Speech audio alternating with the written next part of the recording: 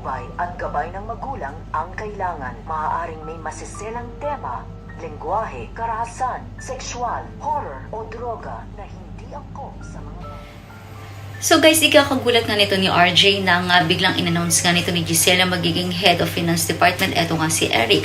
At nagulat talaga siya dahil wala talaga siyang tiwala dito at pakiramdam niya may something na gagawin itong si Eric. So balit sinabi nga nito ni Giselle na hindi niya ito ginawa para kay Eric kundi para sa kanyang anak sapagkat ito lamang ang tanging hiling ni Justin para mapapayag ito na magtrabaho at magstay dito nga sa Apex.